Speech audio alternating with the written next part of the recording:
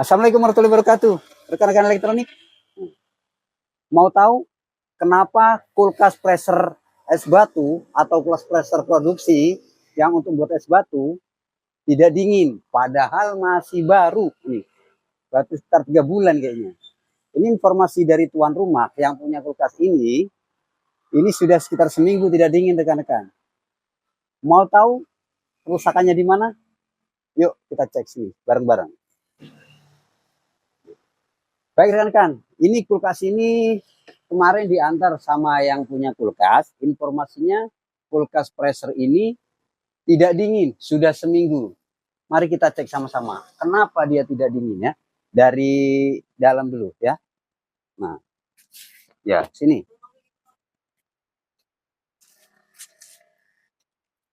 Kalau kita cek dari sisi kondensornya sih masih bagus ya. Masih aman sepertinya, tidak ada yang berkarat. Bahkan karena masih baru ya rekan-rekan. Terus dari kompresornya juga masih baru. Dari sini ya, pipa hisapnya ya atau low pressure-nya juga aman, ini kayaknya nggak ada apa-apa. Di pentil pengisiannya juga aman, nggak ada apa-apa. Tetapi kenapa di sini rekan-rekan ini kok ada oli-oli nih oli nih, ada oli-oli ya. Oli ini artinya ada kebocoran. Kebocorannya di mana? Ini sepertinya rekan-rekan. Ini dari sambungannya ini ya. Dari sambungannya di sini nih. Mungkin ada kebocoran ya. Atau rasanya longgar, kurang rapat, kurang kuat. Jadinya dia bocor. Nah, dari kebocoran inilah ya, freonnya ini jadinya habis karena terkeluar.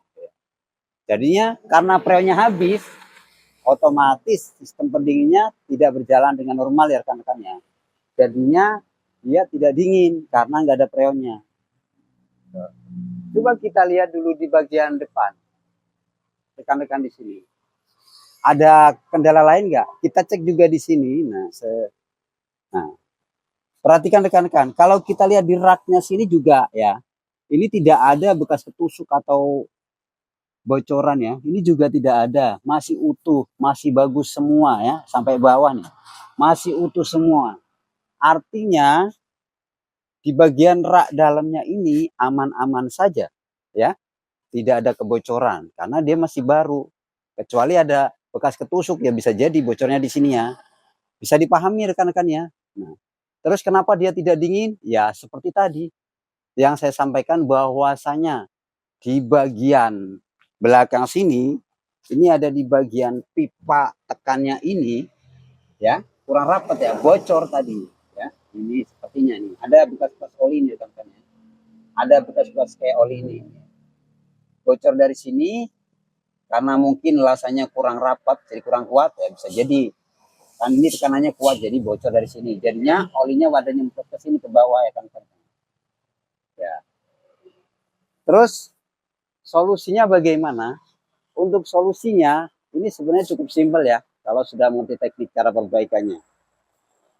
Jadi solusinya itu yang pipa yang bocor, yang pipa tekannya kita las dulu ya, kita las kembali sampai rapat. Nah, sekiranya sudah aman rapat, baru kita vakum untuk mengetahui masih bocor atau sudah tidak bocor.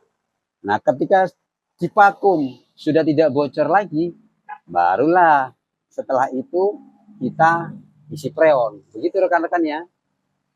Kalau sudah diisi freon sesuai dengan isinya ya, kita lihat di ampernya itu. Kalau untuk kulkas pressure ini sekitar 1,3 kayaknya. Sepertinya biasa seperti itu rekan-rekan.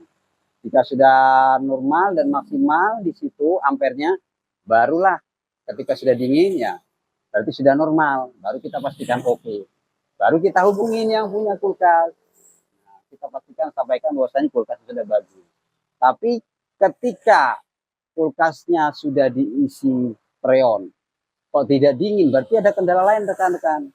Mungkin dari kompresornya, meskipun sudah ada kebocoran, tetapi kalau kompresornya juga istilahnya ada masalah, atau mungkin dia short, atau ampernya tinggi, dia juga tidak akan bisa dingin. Bisa dipahami rekan-rekan ya. Jika kalian merasa video ini bermanfaat buat kalian, like, share, dan juga subscribe channel ini supaya suatu saat bisa memberikan informasi-informasi terbaru terkait cara perbaikan kulkas, baik itu kulkas 1 pintu atau kulkas 2 pintu buat kalian semua. Terima kasih. Assalamualaikum warahmatullahi wabarakatuh.